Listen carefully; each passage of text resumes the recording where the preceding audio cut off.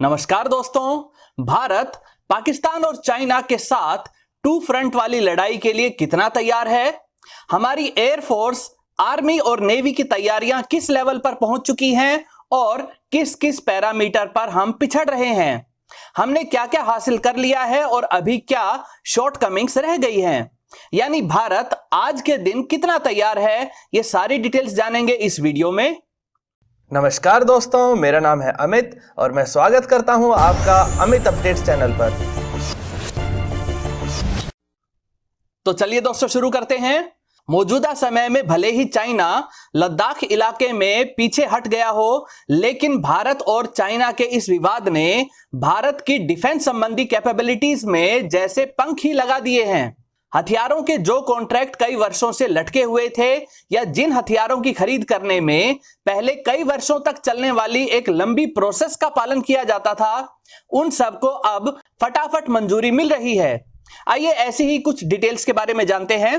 पहली ऐसी तेजी मिसाइल्स के मामले में देखने को मिल रही है। स्वदेशी शॉर्ट रेंज के आकाश एयर डिफेंस सिस्टम के नए वेरिएंट को खरीदा जा रहा है। वह साथ ही 2000 ऐसी मिसाइल्स का ऑर्डर दिया जा रहा है जो 30 किलोमीटर की रेंज में दुश्मन के फाइटर जेट्स, मिसाइल्स, ड्रोन्स व हेलीकॉप्टर्स को डिस्ट्रॉय करने की काबिलियत रखती हैं। स्वदेशी air to air BVR missile Astra के लिए भी 250 मिसाइल्स का ऑर्डर दिया जा चुका है। साथ ही स्वदेशी quick response surface to air system यानी QRSAM को भी काफी तेजी के साथ मैन्युफैक्चर किया जा रहा है। अग्नि सीरीज की मिसाइल्स पहले ही तैयार हैं जो 5000 किलोमीटर तक परमाणु हथियार ले जा सकती हैं। इसके अलावा सबसोनिक स्पीड वाली निर्भय क्रूज मिसाइल के साथ एक्सपेरिमेंट करके एक ऐसी मिसाइल भी तैयार की जा रही है जो निर्भय व ब्रह्मोस मिसाइल का कॉम्बिनेशन होगी। यह बीच के रास्ते को सबसोनिक स्पीड से निर्भय की तरह ट्री टॉप ऊंचाई पर रडार से बचते हुए आगे बढ़ेगी। उसके बाद इसका रैमजेट इंजन शुरू होगा जो इसे ब्रह्मोस की तरह 3000 किलोमीटर पर आवर की स्पीड प्रदान कर देगा। इससे इस लंबी रेंज की क्रूज मिसाइल को दुश्मन के एयर डिफेंस सिस्टम नहीं रोक पाएंगे। इसकी रेंज 1500 किलोमीटर तक रहेगी। भारत अपनी नेवी के लिए प्रहार मिसाइल के साथ साथ सबमरीन से लॉन्च होने वाली K5 व K6 भी डेवलप कर रहा है, जिनकी रेंज 5000 किलोमीटर तक रहेगी और ये न्यूक्लियर पेलोड को भी ले जा सकेंगी। S-400 जैसा 400 किलोमीटर रेंज वाला एयर डिफेंस सिस्टम भी जल्दी ही भारत आ जाएगा। दोस्तों, मिसाइल्स के मामले में शॉर्टकमिंग्स की बात करें तो हमारी बैलिस्टिक मिसाइल्स डिफेंस शील्ड का काम उतनी तेजी से नहीं चल रहा है जितना चलना चाहिए। यह S-400 की तरह 350 किलोमीटर तक की कवरेज देने वाला एयर डिफेंस सिस्टम है जो दुश्मन की परमाणु ताकत वाली मिसाइल्स को भी आकाश में ही काफी ऊंचाई पर नष्ट कर देगा। शॉर्टकमिंग्स में ही बात करें तो ब्रह्मोस 2 या कहें कि ब्रह्मोस NG वेरिएंट का डेवलपमेंट काफी स्लो चल रहा है। इसकी स्पीड 5000 किलोमीटर पर आवर से ज्यादा रहने वाली है। Air to air BVR missiles में अस्त्रा मिसाइल ने अच्छी शुरुआत कर दी है, लेकिन इसके 200 किलोमीटर व 350 किलोमीटर रेंज वाले अस्त्रा 2 व अस्त्रा MK2 वेरिएंट जब तक जल्दी नहीं बना लिए जाते हैं तब तक हमें विदेशों से मीटियोर जैसी BVR पर ही निर्भर रहना पड़ेगा। जहां चाइना DF-17 जैसी हाइपरसोनिक मिसाइल का दावा करता है तो वहीं भारत के पास इस तरह की कोई हाइपरसोनिक मिसाइल मौजूद नहीं है। अब बात करते हैं ग्राउंड फोर्स के सपोर्ट की यानी कि आर्मी की। तो आर्मी ने अच्छी खासी संख्या में रशियन T-72 व T-90 भीष्म टैंक का बेड़ा बना रखा है। भविष्य में रशिया से T-14 अर्माटा टैंक भी खरीदे जाएंगे। M777 लाइट वेट होवित्जर के अलावा स्वदेशी धनुष होवित्जर भी मौजूद हैं। सेल्फ प्रोपेल्ड वज्रा होवित्जर भी अच्छी संख्या में आ चुकी हैं। लद्दाख जैसे ऊंचे पहाड़ी इलाकों में भारी साजो सामान व होवित्जर को पहुंचाने के लिए रशियन Mi-26 व अमेरिकन चिनूक हेलीकॉप्टर भी मौजूद हैं। ग्राउंड फोर्स की सपोर्ट व अटैक के लिए बेस्ट कहे जाने वाले अमेरिकन अपाचे भी आ चुके हैं। C-17 ग्लोबमास्टर जैसे हैवी ट्रांसपोर्ट एयरक्राफ्ट भी हमारे पास हैं। अगर कमियों या शॉर्टकमिंग्स की बात करें तो स्वदेशी अर्जुन टैंक के साथ अभी भी एक तरह से सौतेला व्यवहार हो रहा है। इसे कोई बड़ा ऑर्डर नहीं दिया जा रहा है।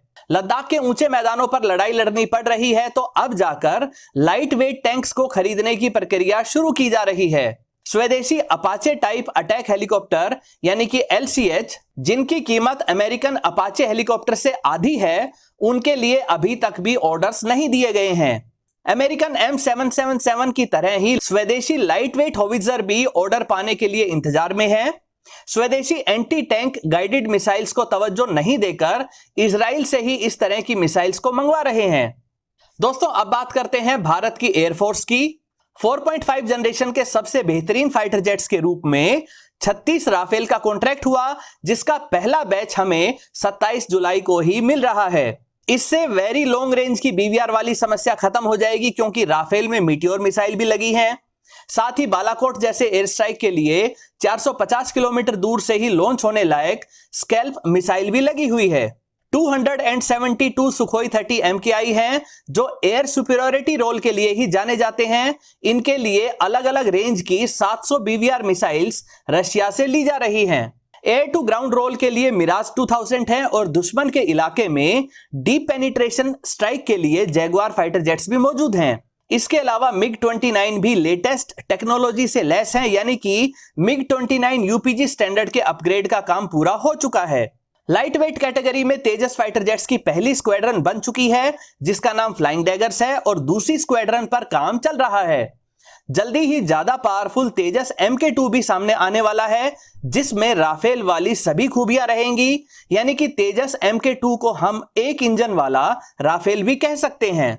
स्वदेशी तौर पर ही अब हम 2 इंजन वाला तेजस, जिसे ओरका का नाम दिया गया है, उसे भी बनाएंगे। 5.5 जनरेशन के स्टेल्थी एमका का काम भी तेजी से चल रहा है। अब बात करते हैं इंडियन एयरफोर्स की शॉर्टकमिंग्स की। हमारी स्क्वाड्रन स्ट्रेंथ जो 42 होनी चाहिए थी, वो केवल 30 है। एक स्क्वाड्रन में 18 से लेकर 20 फाइटर जेट्स होते हैं। इनमें से भी कुछ स्क्वाड्रन बेहद पुराने MiG-21 की हैं, जो अगले कुछ वर्षों में रिटायर हो जाएंगे। सुखोई 30 MKI की डील करने के बाद पिछले 20 वर्षों में हमने कोई नए फाइटर जेट नहीं खरीदे हैं। स्क्वाड्रन स्ट्रेंथ को बढ़ाने के लिए हम HAL यानी कि हिंदुस्तान एरोनॉटिकल लिमिटेड द्वारा निर्मित तेजस फाइटर जेट पर निर्भर हैं, लेकिन इनका प्रोडक्शन रेट बेहद ही कम है। हमारी एयरफोर्स को जगाने के लिए एक झटका क्यों जरूरी होता है? 1999 में कारगिल के बाद ही लेजर गाइडेड मिसाइल्स को बड़ी संख्या में लिया गया। बालाकोट एयर स्ट्राइक के बाद ही लॉन्ग रेंज की BVR मिसाइल्स को रशिया से लिया जा रहा है। निगरानी के लिए पाकिस्तान जैसे छोटे देश के पास भी 11 अवाक्स एयरक्राफ्ट हैं, तो हमारे पास मात्र 5 ही अवाक्स मौजूद हैं। निगरानी के लिए हमारे पास पर्याप्त ड्रोन्स भी नहीं है। स्वदेशी रुस्तम 2 ड्रोन पर ज्यादा ध्यान नहीं देने के कारण अब हमें अमेरिका व इजराइल से लॉन्ग एंड्योरेंस वाले ड्रोन्स लेने पड़ रहे हैं। सबसे बड़ी कमी यह है कि हमारे पास एक भी 5th जनरेशन का स्टेल्थी फाइटर जेट नहीं है, जबकि चाइना J-20 व J-31 के रूप में 2 स्टेल्थी फाइटर जेट्स के डिजाइन होने का दावा करता है। दोस्तों, अब बात करते हैं इंडियन नेवी की। इंडियन नेवी को अब तक अरब सागर, इंडियन ओशन व बंगाल की खाड़ी में कोई टक्कर देने वाला नहीं था, लेकिन अब चाइनीज नेवल शिप्स, सबमरीन्स व निगरानी जहाज लगातार इंडियन ओशन में आने लग गए हैं, यानी जल्दी ही हमें चाइनीज नेवी से टक्कर लेनी पड़ेगी। इंडियन नेवी के पास अब कुल मिलाकर 16 सबमरीन्स हैं, जिनमें ज्यादातर डीजल इलेक्ट्रिक प्रोपल्शन वाली हैं। हम प्रोजेक्ट 75 के तहत फ्रांस की 6 स्कॉर्पियन क्लास की सबमरीन्स अपने शिपयार्ड में ही बना रहे हैं। इसके बाद प्रोजेक्ट 75I नाम से 6 और सबमरीन्स बनेंगी।